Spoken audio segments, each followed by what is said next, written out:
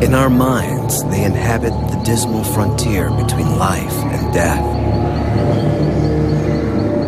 Leeches seek out the living to drink of their blood.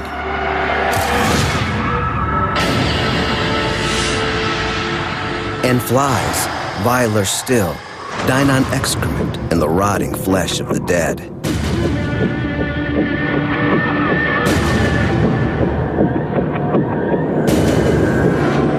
Blinded by our fear of the repugnant and of the unknown, if we see them at all, we see them as gatekeepers to hell. Yet, there is a way out. Up through the darkness, towards the shining world. For even among leeches and blowflies and their maggots, there are miracle workers awaiting our call. The call that sets their natural talents about the good work of saving limbs, and sometimes even lives. These maggots are wonderful creatures, and the medical community is becoming more receptive to maggot debridement therapy. Little microsurgeons, there we go. To me, that's a beautiful wound. We're winning on this one. Gone.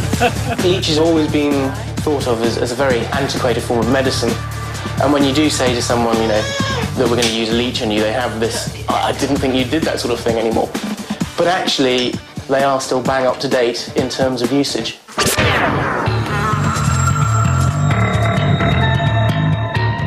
But to believe in these creatures, we'll have to tame our fears, settle our stomachs, and learn to love them for what they are. And we can start by distancing ourselves from the ridiculous. It's coming back, turning the screen into a buzzing, crawling, creeping nightmare of terror. What if Philippe does not have the mind of a human, but the murderous brain of the fly?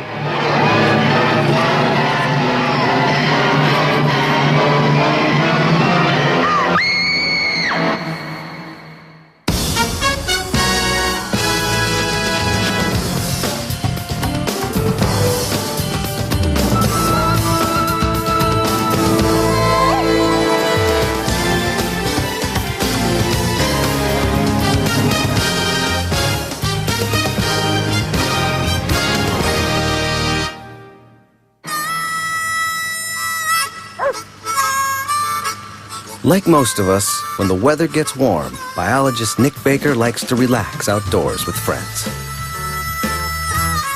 We laugh, we drink, too much in some cases, and, of course, we grill. It can make springtime seem like nirvana. Except for those greedy, unwanted guests that have never met a meal they didn't like.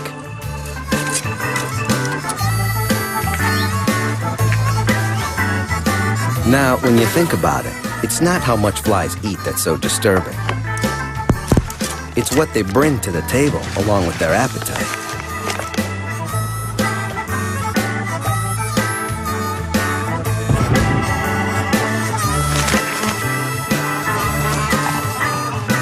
For many cultures, the fly has been a symbol of filth, death, and disease. In fact, in the past, pretty much anything we find repulsive, it's been associated with, whether it be demonism, dark sorcery, or evil spirits. But there's a reason why the fly is so pervasive. Because this little guy here is a highly advanced miracle of evolution. Now, the humble blowfly is actually a rather sensitive little chap because all over his head, his eyes, his wings, his thorax, his abdomen, even his legs are lots of tiny hairs or bristles. And between them, they're sensitive to taste, touch, vibration, and smell. And it's even thought some of these hairs are sensitive to air pressure, and that may be one of the reasons that the fly is so good at evading our rather violent actions towards them.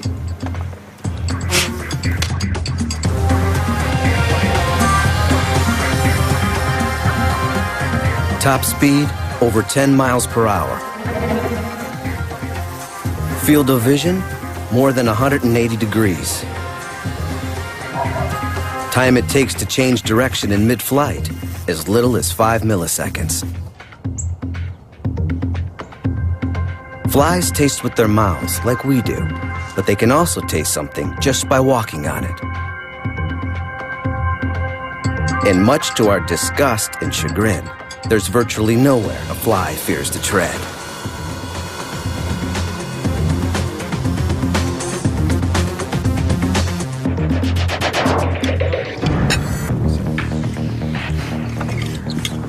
Blowflies eat liquid food, so how does a fly eat my cake? Well, the process is actually rather interesting because the fly's mouthparts are very specialised. They're like a big sponge permeated with all these tubes known as pseudotrachea. Now, what they do is vomit up their digestive juice onto the solid food, let it dissolve a bit, and then they mop up the resulting liquid. Now, the problem comes here because the same fly that is eating your cake right now 5 minutes ago could have been tucking into a putrefying carcass or a nice big steaming pile of excrement. Nice cake. There's only one thing worse: eating the fly itself. You get the whole septic package in one bite. But the fly's sordid tale doesn't end there. And before it gets better, it gets much worse. For the only thing flies seem to love more than feasting on dead, rotting flesh is the frenzied mating that invariably follows thereafter. With these creatures, it seems to be all about gluttony and lust. The blowfly is drawn swiftly to death. A pregnant female is usually the first to arrive on a corpse. She quickly finds a moist orifice in which to deposit her eggs, because behind her, many more will follow.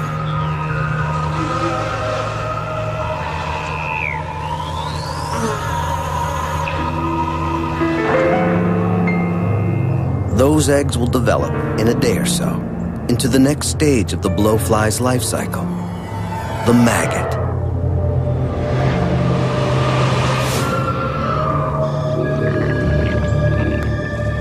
Maggots are masterpieces of invertebrate design.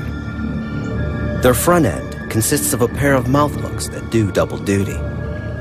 As meat tenderizers, they massage the flesh, while powerful digestive juices dissolve it. And they're an aid to locomotion, too.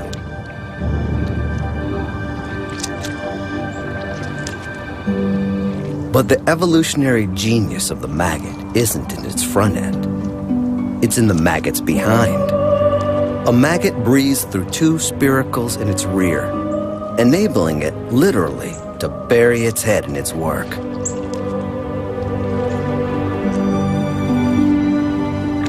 Behold, form and function, perfectly aligned. Feeding voraciously in the warm, moist environment of decomposing flesh, maggots are nature's ultimate recyclers, an integral component of virtually every ecosystem on Earth.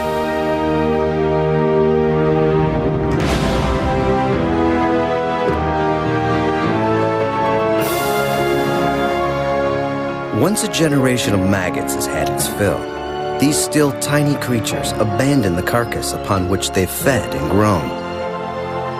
They disperse in search of quiet, protected places, often burrowing underground. It is then that the miraculous process of metamorphosis truly begins. First, the maggot's soft skin hardens into a rigid brown casing, the puparium. Then, over a period of from 7 to 10 days, the caterpillar-like body of the maggot gradually transforms into that of a fly. When it's time, the fly breaks free of the puparium by inflating a sac on its head until the casing breaks open and the fly can emerge.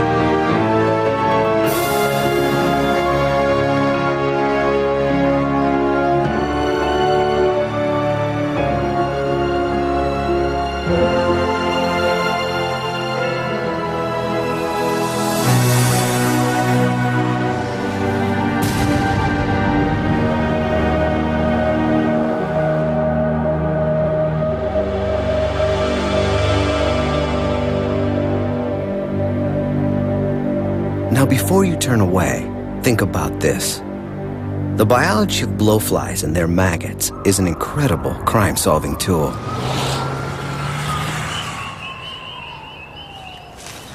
Because blowflies are the first to arrive at a corpse, their offspring, once collected and analyzed, can provide investigators with an accurate estimate of time of death.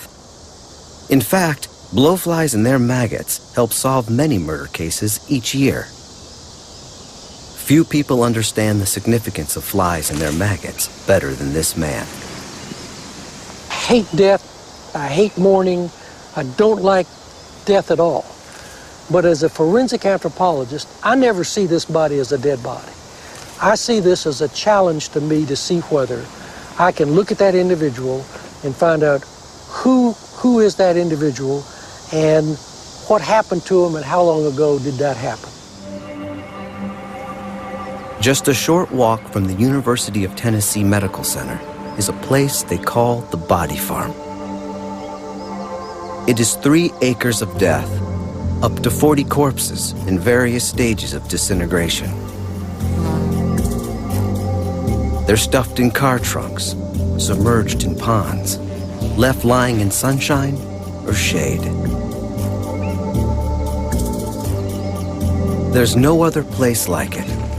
And it all started with one man, Dr. William Bass III, the world's leading authority on the science of death. This is a facility that I established some 25 years ago to study the rate of decay of human bodies. These bodies are telling us how long it takes for an individual to decay from the time of death until they're found. As any homicide detective will tell you, time of death is one of the single most important factors to consider in a murder case.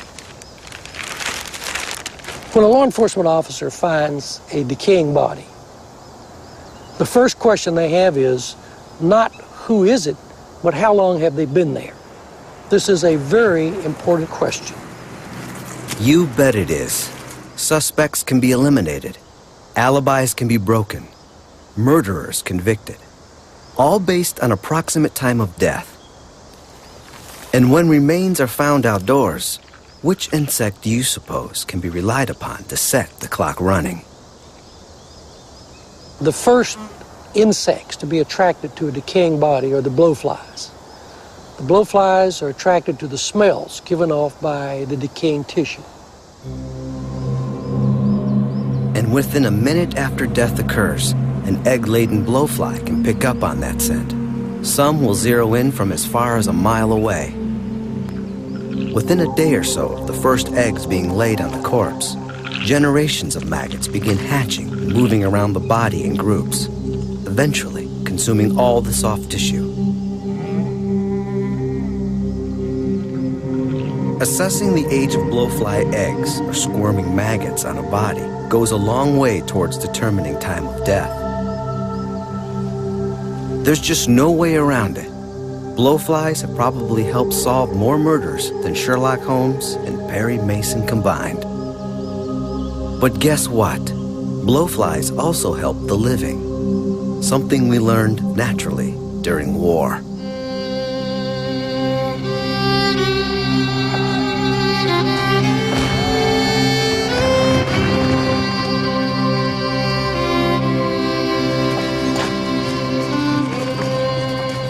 The Civil War was the bloodiest war in American history.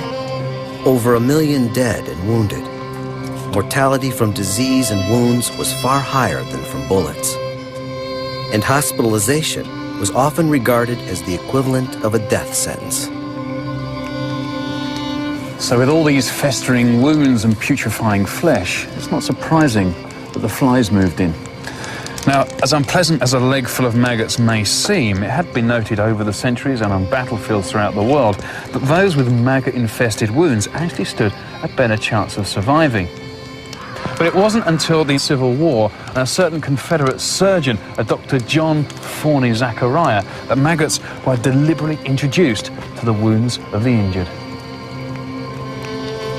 Maggot therapy drew the attention of another battlefield surgeon some 50 years later, this time during World War I.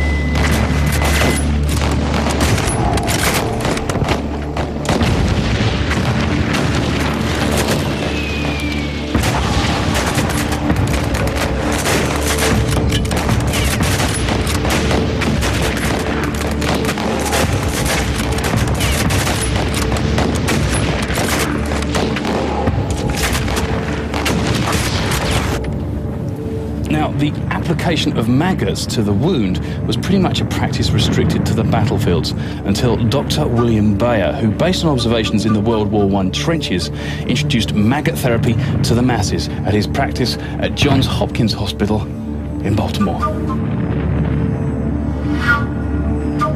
Despite Bayer's efforts, maggot therapy was largely abandoned when antibiotics came along in the 1940s. And some 50 years would pass before another doctor would take up the maggot's cause.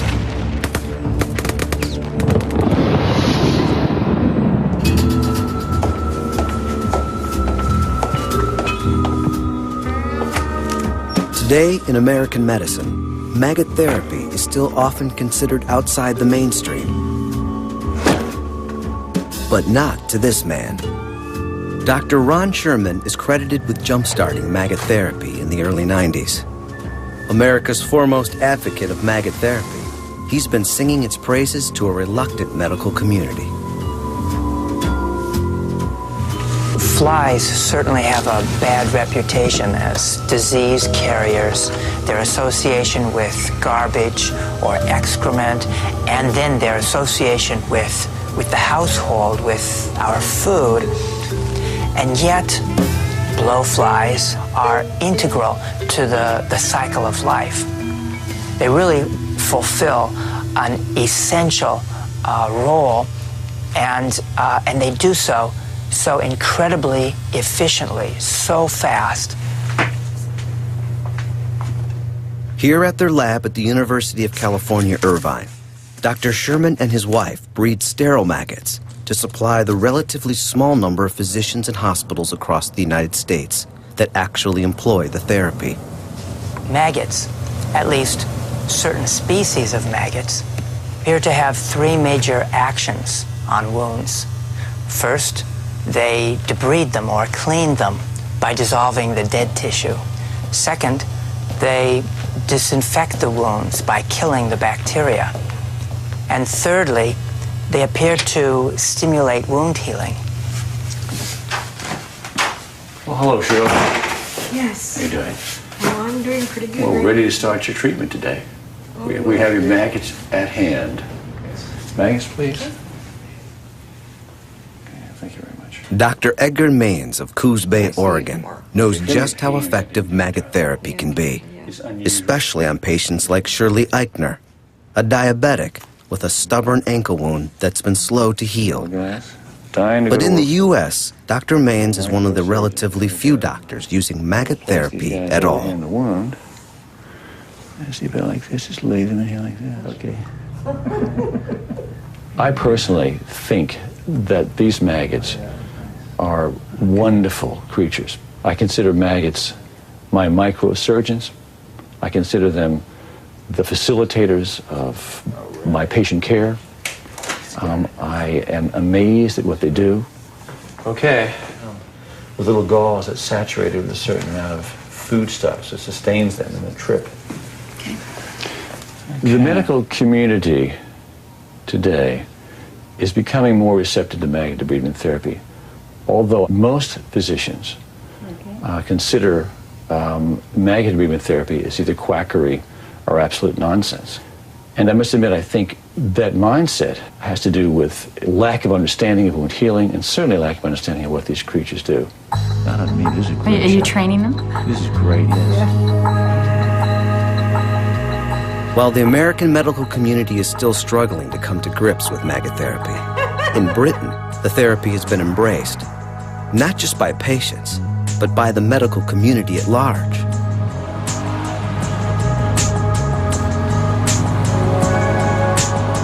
In fact, over here, it's more like you bring the wine and I'll bring the maggots.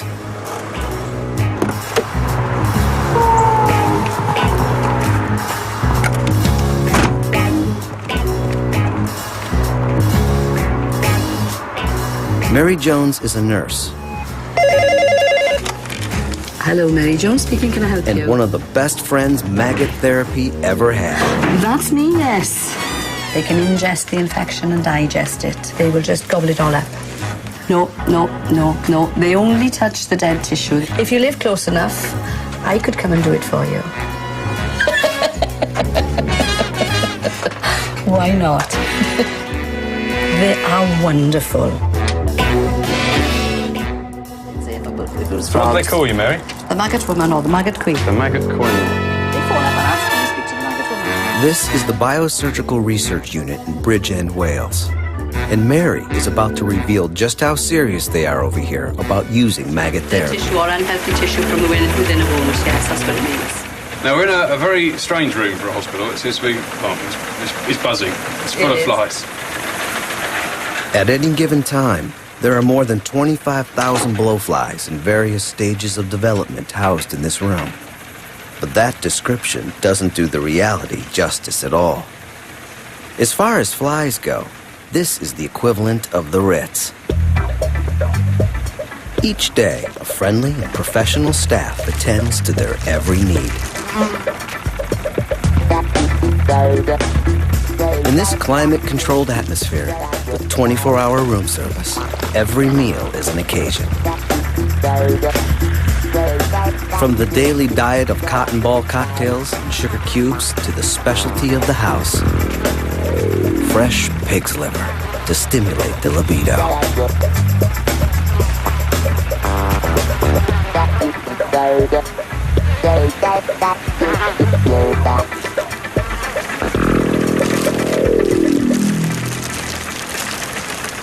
When they are 3 days old, we give them a liver feed, which makes them fertile, brings them into their fertile stage. Right, so that represents a carcass in the wild or something like that. Yes, So it's just... yes. In the wild, it could be roadkill or Right. whatever, yeah. A piece of liver, yeah. Yeah, a piece of liver which is dead.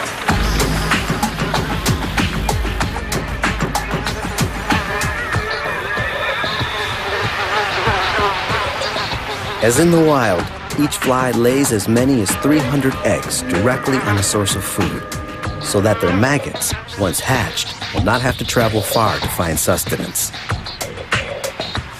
In her lifetime, a female blowfly may lay over 1,000 eggs.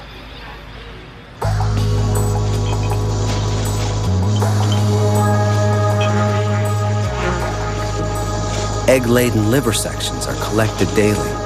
The eggs are painstakingly removed, weighed, and separated by hand. The eggs will be sterilized, then placed in incubators until they hatch and maggots emerge. On an average day, some 4,000 eggs will be collected. For the technicians, it's tedious work in service of a good cause. For the flies, it's just a never-ending cycle of hedonistic pleasures. So this is pretty much ideal life for these flies, and because it's a lovely warm through it's nice and humid. They've got everything they need. Wonderful, they do. It's they have nothing to get up for in the mornings. They have all the food that they want. They have all the fluid that they want. They have all the girlfriends, boyfriends that they want. It's absolutely wonderful life. But I don't know. I don't know that I'd like it. I think it might be a bit boring. If the lab has any difficulty, it's keeping up with demand. Have you an order number, please? In Europe, more than 30,000 treatments, that's more than 9 million maggots, have been supplied by this facility alone. Oh, wow. These are the guys? These are them, yeah. This isn't a new kind of treatment, is it? This has been going some time. It's not. It's been around since the fly first evolved and found man with wounds. Flies eat dead tissue. Man with wounds has got dead tissue. It's got a good track record of success and safety. So how do you actually apply these when your little vessel of maggots turns up and you've got your wound? I mean, how do you apply these, or is this a trade secret? No, it's actually quite easy. The thing that you have to remember is that they're living creatures. They need oxygen. You can't put them under the modern wound dressings because they will just cut the oxygen off. Right. So with every pot of maggots that goes out, we send out a piece of net, a piece of sterile net. And what you do is you unscrew the top, and you can see they don't come out. They don't fall out.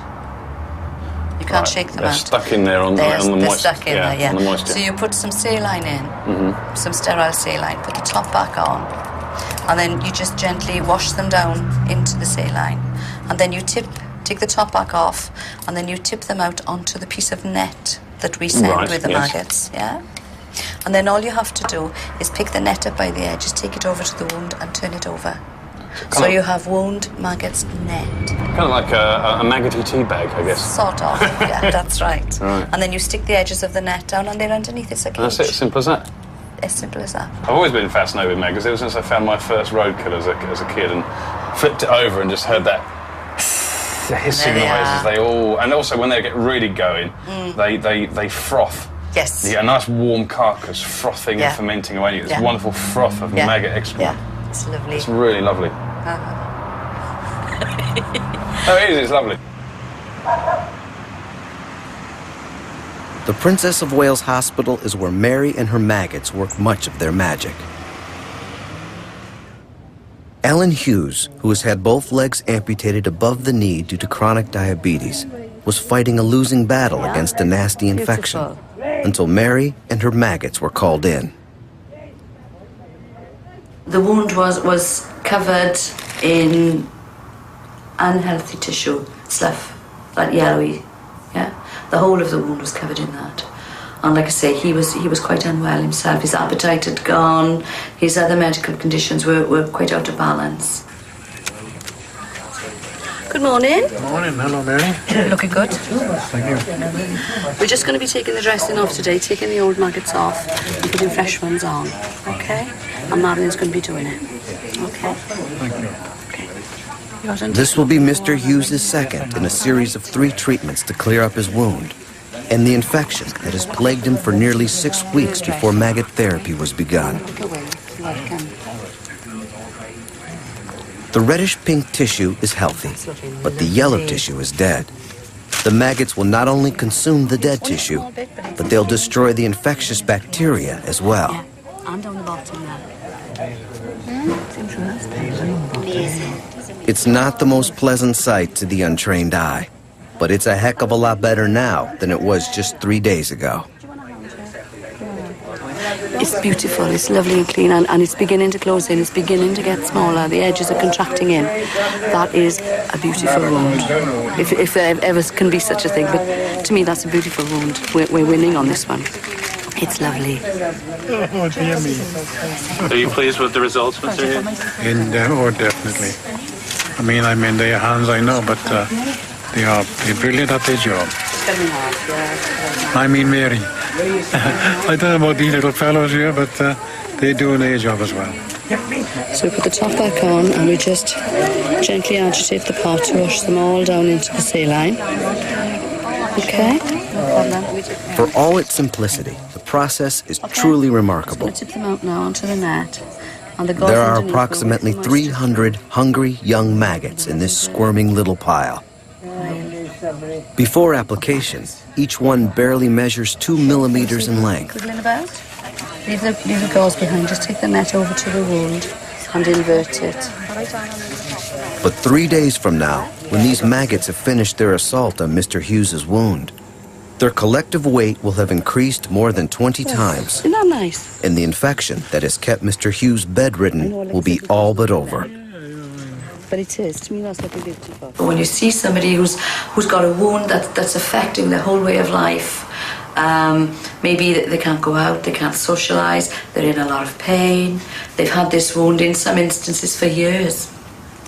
It's messy, it's ruining clothing, and then within a very short period of time, you've not only cleaned this wound out, you've turned the whole thing around, and it's well on its way to healing, and you've made a big impact on this patient's life for the better. It's really wonderful. It's very, very rewarding. But by Monday, by the time we come back, I'm expecting to see that clean. That's looking really, really good, honestly. From what it was to what it is, it's unbelievable. It really is unbelievable. So I'm very, very pleased. Mr. Hughes is just one of thousands of patients worldwide being treated through the use of living organisms in human medicine. It's called biotherapy, And in Mr. Hughes's case, the living organisms just happen to be maggots. But as you're about to see, there's another rising star at the biting edge of medical science.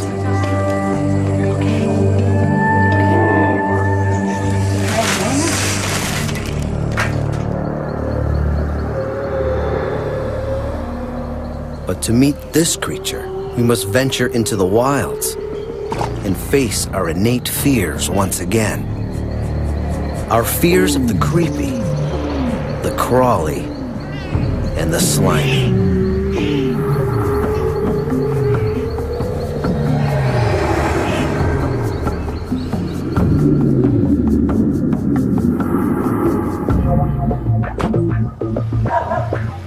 In today's technology-driven world, it can be difficult to accept simpler, older solutions to increasingly complex problems, especially when it comes to medicine and health.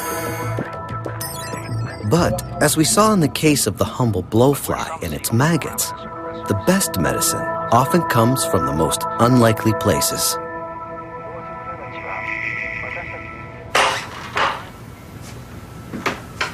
Many beasts, creepy crawlies, invertebrates, call them what you like. Most people don't like the things. But that's because most of us don't bother to get to know them. I think you'll find that even the mere mention of a cockroach, a leech, or a mosquito, at best makes people shudder, at worst gives them nightmares. And in this jar, I have a case in point. These are the European medical or medicinal leech. Incidentally, they live in my fridge because they like it nice and cold, and also the colder they are, the less often they have to feed, which is good news for me because they feed on me. They feed on my blood, to be precise. But just look at that. Now, forget the slime, forget its wiggliness. That animal there, to me, is gorgeous. It's got a beautiful green and orange pattern on its back. It's got this wonderful filigree of delicate little black markings all the way down its body. For me, they are beautiful, perfect little creatures. Now, flies are never trouble to locate. They'll find you. But these guys, these medicinal leeches, are actually an endangered species in this country. So to find them is a mission in itself.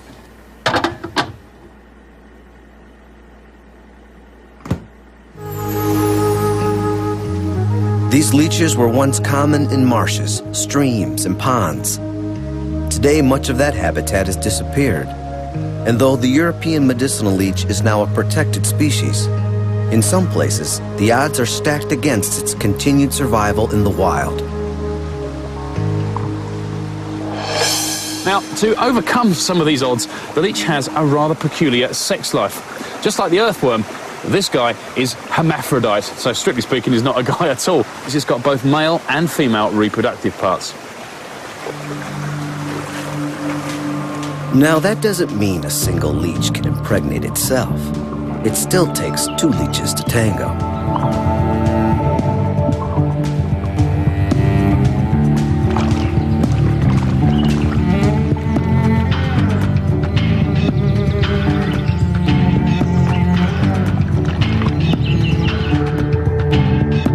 Matings may last several hours and typically involve the intertwining of bodies, where one leech deposits sperm into the other.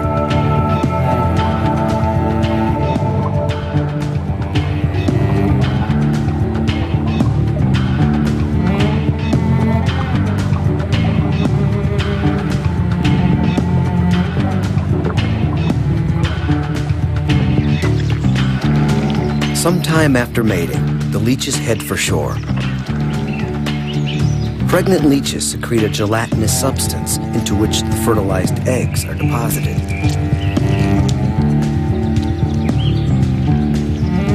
Its parental obligations fulfilled, the leech abandons its offspring and returns to the water.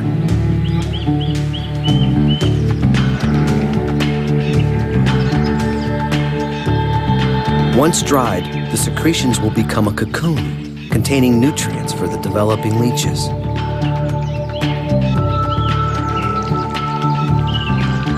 Over a period of a week or so, the leech will produce up to 8 cocoons.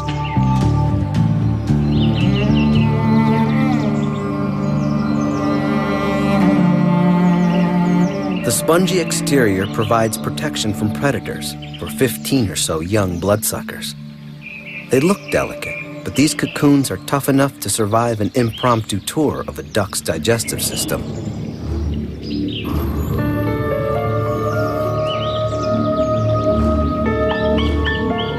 After several weeks, the young emerge, ready for their first meal.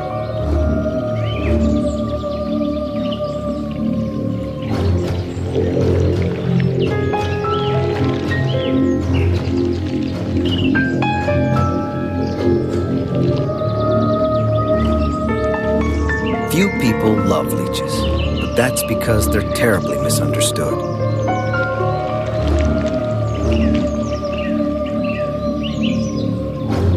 But they're fascinating animals and surprisingly elegant. There are more than 650 species, and they're found in almost every environment on Earth. The European medicinal leech, like many of its relatives, is a beautiful swimmer, perfectly at home in this liquid environment. Each leech has 5 pairs of eyes and 2 disc-shaped suckers, one in front, one in back. They respond to light, to heat, and especially when they're hungry, to vibrations, which often indicate a source of food.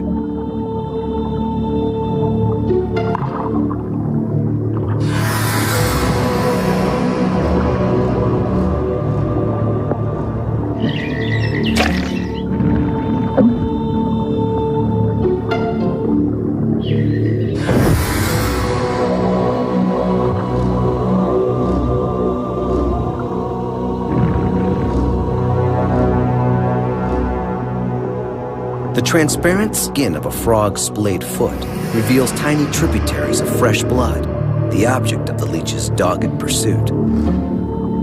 The frog can run, but it can't hide, and a young, hungry leech is relentless.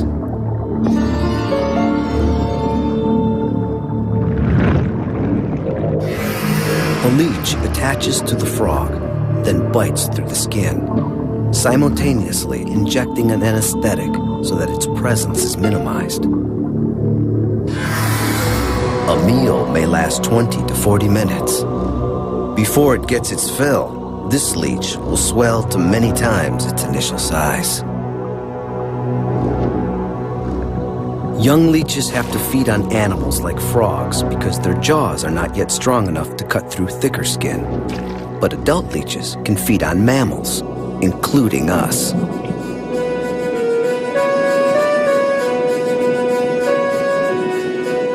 During the Middle Ages, leeches were hunted by humans and employed by barber surgeons as medical tools.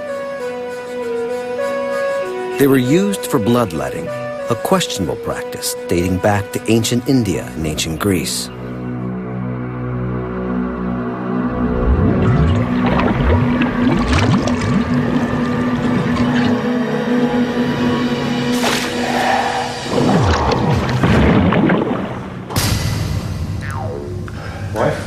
Pass me a leech. It's now known today that the leech was a cure-all that didn't really cure much at all. Now, the whole theory of human physiology in those days was based around the balance of 4 elemental body fluids. That's black bile, yellow bile, phlegm, and blood. According to medieval medical canon, bloodletting helped a patient regain the proper equilibrium by removing an excess of bad blood. While leeching was just one technique, it was no doubt preferred by many who were familiar with the more drastic options. At one time, placement of the leech varied with each ailment and with the position of the moon and the stars. Now, a common complaint then, as now, is fever or headache, and that's cured by placing the leech on the temple.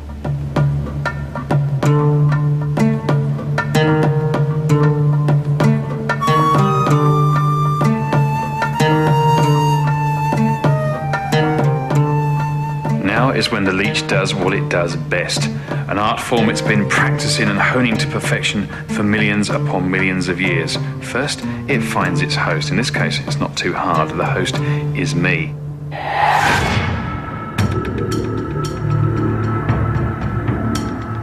The leech attaches itself by means of its sucker. Then 3 jaws, with 100 teeth on each, set to work sawing back and forth. Now, into the incision, the leech injects a number of important chemicals. The first one is local anaesthetic, the idea being the host doesn't feel the pain and the leech can feed in peace. Although I don't mind saying that this leech isn't working too well, because I can definitely feel it sawing its way through my skin. Next, the leech injects a vasodilator that opens up the blood vessels, and a powerful anticoagulant that keeps the blood flowing. Feasting for up to 40 minutes, a leech can increase its weight by 5 times. Now, that's like a 200-pound man drinking 1,000 pints of beer. Now, that huge volume of blood will sit in the leech's crop for several months while it's being digested. So it makes sense for those anticoagulants to carry on working within the leech. Otherwise, our leech would quite literally solidify and become a blood sausage. Now, as far as our leech is concerned, that's pretty much the end of the story. He slips off somewhere nice and quiet to digest that meal. Whereas for me, well, the bleeding has only just begun. It will continue like this for up to 10 hours. So effective are those leech's anticoagulants. But it's all these properties combined that have given the leech a place in modern medicine.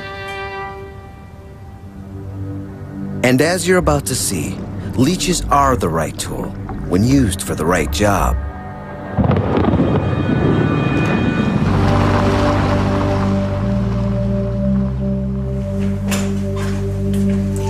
This is Biofarm UK, and within the walls of this building is probably the highest concentration of medicinal leeches anywhere in the world. And this is the breeding room where all the action is. Hey, Carl. Hello. I'm Nick. All right. Good to see you. Wow, look at this place. Yeah, this is our breeding room. There's more rare animals in here than I think I've ever been next to in one go.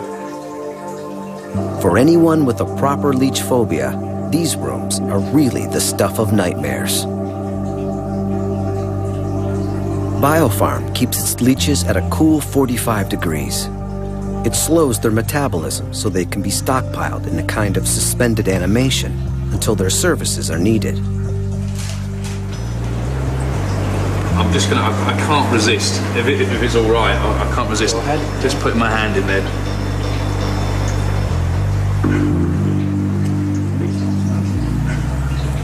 In this suspended state, leeches can survive more than a year between blood meals. And because a hungry leech is a useful leech, these creatures are methodically starved.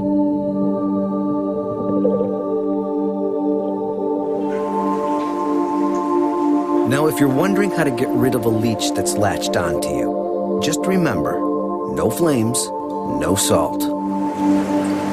Burning or putting any nasty chemical on leeches just encourages them to regurgitate, vomit up their stomach contents into your own body, which is a recipe for infection. The best thing to do is what we just did there, which is scrape them off with your nail, or if you've got plenty of blood to spare, let them suck.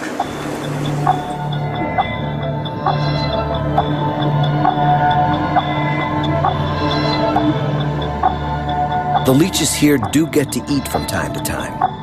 And the menu usually features Biofarm's own version of a blood sausage. This is a leech at its best, using all its senses, all its rather special skills. That's what they do, I guess. Everything about a leech is designed to do what these are doing right now. So what's your busiest time of the year? Our busiest time's normally sort of July, August. It's mainly when the gardening accidents occur. People tend to have a few beers and they chop off their fingers and bits and pieces, and they need to be reattached. That's where our leeches come in, kind of handy. And I have to say, it's kind of gory, but at the same time very beautiful.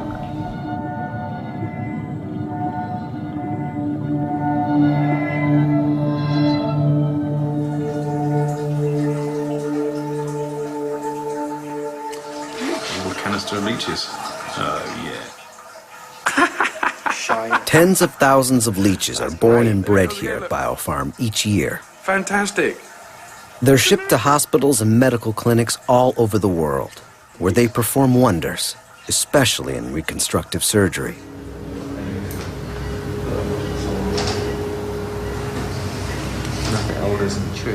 Dr. Anthony McQuillan, plastic surgeon at Mount Vernon Hospital in Middlesex, England, is an enthusiastic advocate of medicinal leeches in his practice. Leeches have been thought of as a very historical, antiquated form of medicine, a bit like sort of cupping and bleeding people.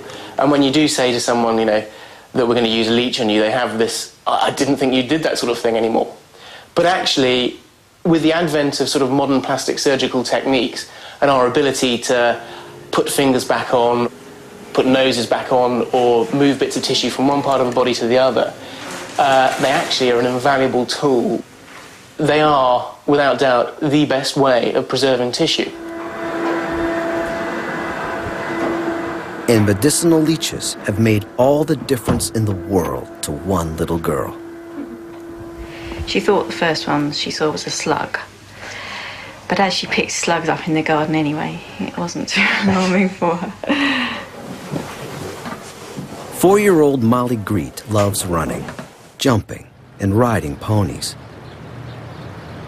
But one day, not too long ago, Molly was injured in an accident.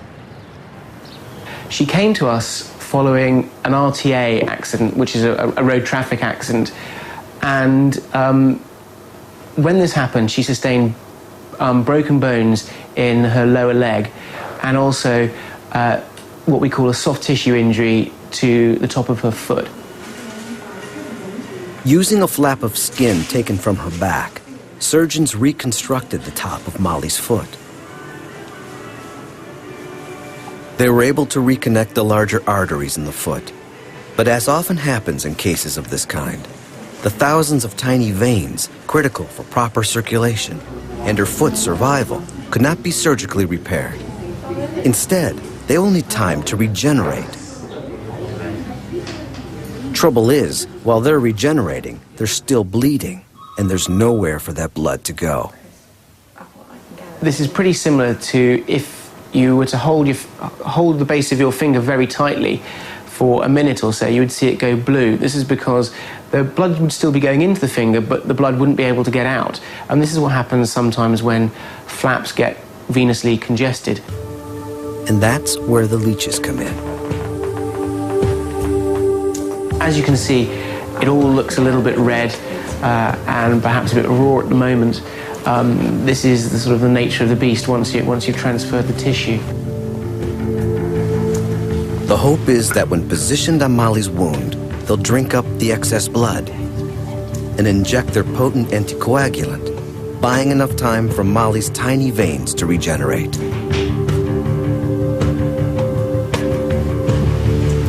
It's really sort of over the next 3 or 4 days to see what's going on with that. It might be that the part nearest her toes might die, or it might be that they can save that with the leeches, because it's improved every day. Every day that she's had the leeches on, it's improved. So it really does depend. For the next several days, Molly will be under 24-hour care, and her leeches will be changed nearly every hour.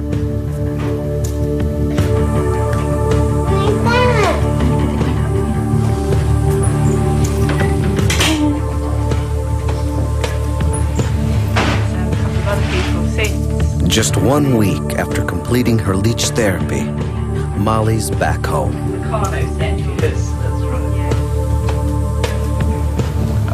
The leeches have saved the day. Her foot will heal with time. Her leg will heal with time. Within a few short months, Molly will be up, back and walking. She'll be hobbling around for a while, and there will be more operations.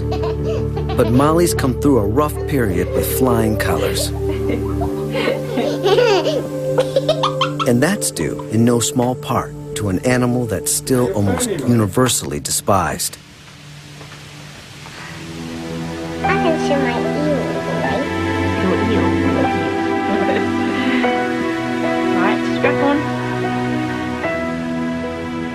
we should all feel just the slightest bit ashamed, letting our imaginations run wild about flies, maggots, and blood-sucking leeches. Why, there's absolutely nothing to be afraid of, nothing to be squeamish about. In fact, they're all absolutely beautiful. Don't you agree?